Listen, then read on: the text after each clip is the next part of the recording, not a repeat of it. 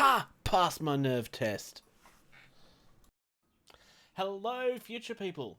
Jason the Bruce here from Getting Tabled, and today I'm going to do some unboxing of some Kings of War stuff. Now, Kings of War is a game that we have touched on several times. Certainly not something we've been shy of discussing. But this is the first time I've actually had a product that I can unbox, because most of the stuff that I've had up until now has been stuff I purchased quite a long time ago. I originally got into Kings of War to surprise some friends that were already in the game and had been trying to get me to play for quite a while. Most of my army at this stage has been built and not used as much as I would like, but hopefully in 2021 that is going to be changing. Now, thank you to those that continue to support us. If you like our content, please follow us on social media. Facebook is the most obvious one, facebook.com/gettingtabled. @gettingtabled is both Twitter and Instagram. George has been using Instagram quite a bit lately. Otherwise, patreon.com/gettingtabled. We are very grateful to anybody that's able to support us in any way that they can. We're trying to grow our audience, we're trying to grow our channel, and we want to continue pushing that. And any support that you can give is muchly appreciated. But for now, let's unbox some stuff. And so, here we are. Okay, so today we are looking at the Abyssal Dwarf Hellfane and Blacksouls Regiment. Now, I bought 2 of this box. This is able to build 20 men, or 20 dwarves if you like. You can either build them as the Blacksouls, which you see pictured here in front, or you can build them as the Decimators, which you see here in the back. I actually have some Decimators from the old version of that kit, but I'm probably going to replace them, I suspect, which is why I bought, well, there's a couple of reasons I brought 2 boxes. It was also really cheap because it was on special. This was also really cheap because it was on special. This is originally a $90 model, and I got it for $55. So those sort of savings don't happen in this country very often, as I'm sure if you've listened to us talk long enough, you'll know.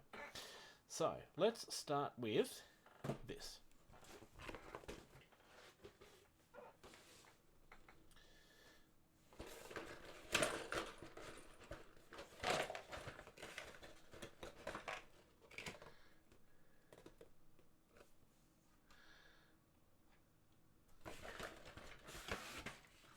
Alright, so very quickly, in the back it shows you a full region. Now, for those that are not familiar with Kings of War, there's a couple of ways that you can build your forces. This is what they call multi-basing. So what you'll notice, I stand corrected. This is your traditional way of building them. So they're all on individual bases, just like you would have done in, say, Warhammer Fantasy Battles, for example. The alternate way to do it is you just have one solid base, and those models can all go on the base, and you can actually build like dioramas and stuff. That is essentially what got me into this game, is the ability to do dioramas. Because I just looked at that and went, oh, that is so much fun. For those that have watched the little mini showcase that I kind of put up when we're talking in the videos, which I kind of created as a way to, fill in gap if I eventually start doing live videos and stuff. These are your traditional bases. Pretty standard. They're just bases, really. Now, there are 4 sprues in here, but those 2 are the same as this 2. So, let's have a bit of a closer look.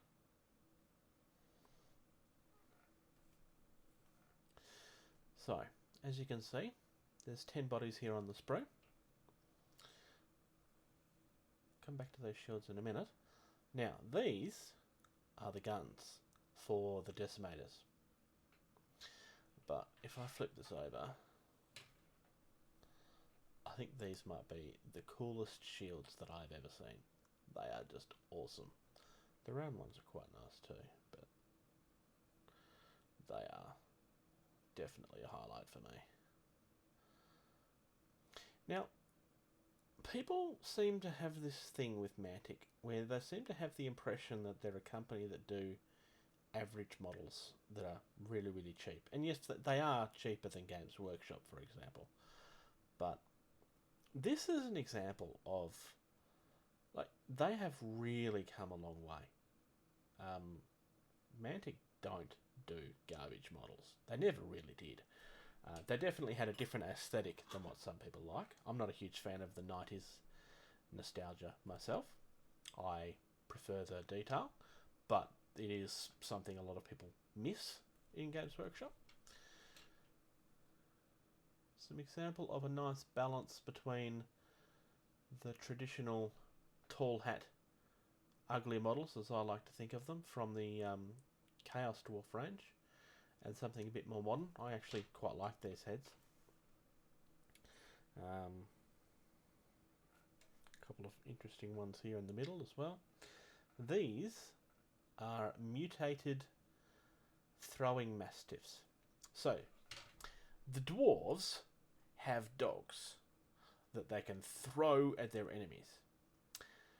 And of course, the dog will then attack the enemies. The Abyssal Dwarfs have that as well, but it's not nasty enough just to throw the dog. You have to corrupt and mutate and basically making it a living monster as well. Because just throwing a dog is not evil enough, apparently. Again, loving what they're doing here with the shields. Try to get some of that detail in. I need to work on my lighting next time. Sorry, guys. So, definitely a fan of that kit.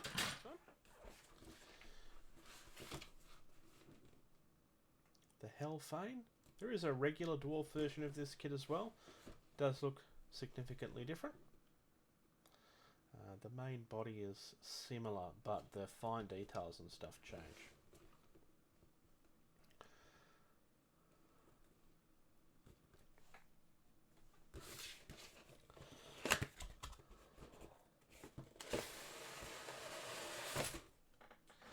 The important part of any miniature that you purchase is the bags that you can pop and scare the living daylights out of your friends with.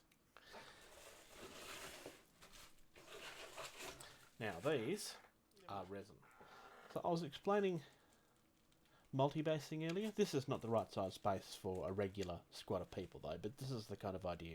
You would have a giant base and maybe there's like 6 people on here. And you basically create a diorama of what that is. Or you can just make it look like it's a regular type thing as well. And we're going to start with the big one.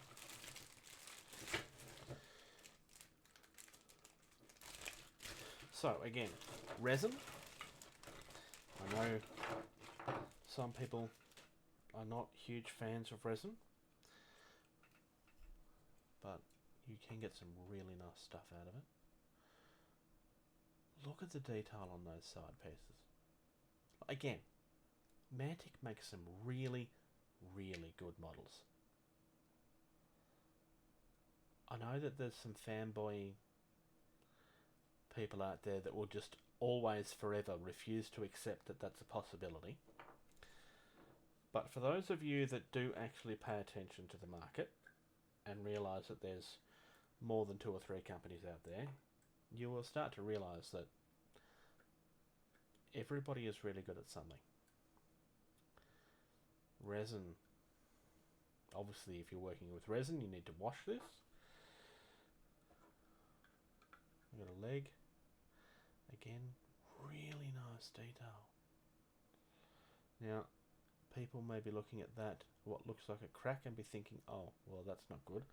But that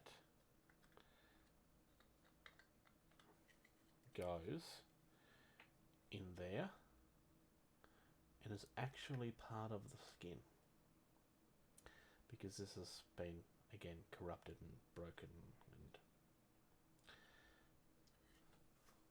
And is that the other one? Nope. That'll be the other one, but I can't because it's... I find their feet interesting. It's like a hoof, but it's not. Weird. The head's quite nice as well. Again, really nice, sharp details. Like a wash will just do wonders for this. You could easily paint that up to be fur or a stone texture. Mine is probably going to remain a stone texture, if I'm honest. This particular sail thing, for me, despite having... So these sort of sail things, to me, scream lizardman. I mean, that's certainly not an Aztec vibe, but it is just kind of... It's always been kind of something they had.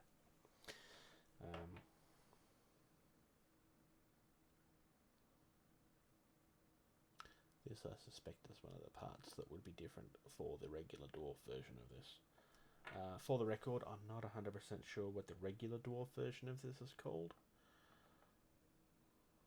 So again, look at those details. They really do make some really nice models. If you're not paying attention to Mantic, you are missing out on some really good things. They also write some really, really good rules. I'm not a fan of everything they do. I'm just pointing out they do make some really good stuff. Because if I'm going to mention fanboying, then obviously, who am I to say that maybe I'm just the same thing, which I'm not. But I try to give all companies credit where they deserve them.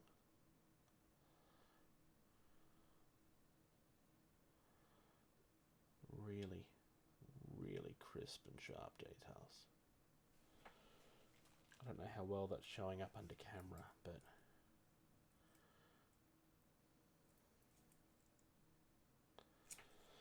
now, where are...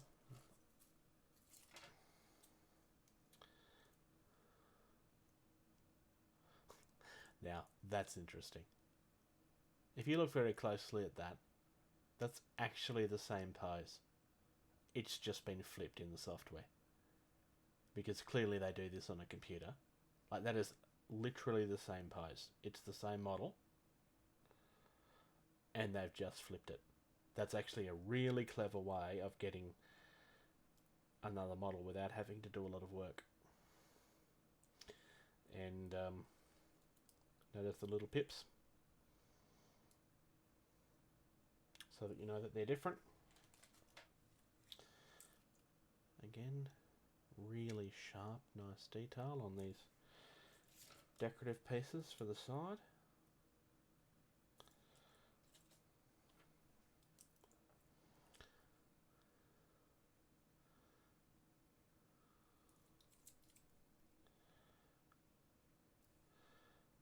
Always important to have these lugs. I know not everybody does it with their resin models, but I really think they should. Same with metal. You're just asking for trouble if you're not going to be doing that.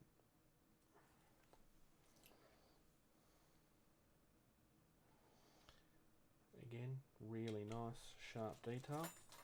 I suspect that... Nope, I'm wrong. Clearly something sits there. I was just trying to figure out what it is.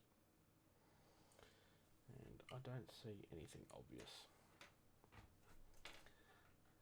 These are obviously pipes that are coming out the back of the steampunky thing. Technical term, steampunky thing. I like the pistols too. A lot of their guns have these dragon motifs on them, and I don't know how well it's going to show up under camera. There you go. You can kind of see the jawline. So the fire would be coming out here. And they kind of do that a lot with a lot of the Abyssal Dwarf guns.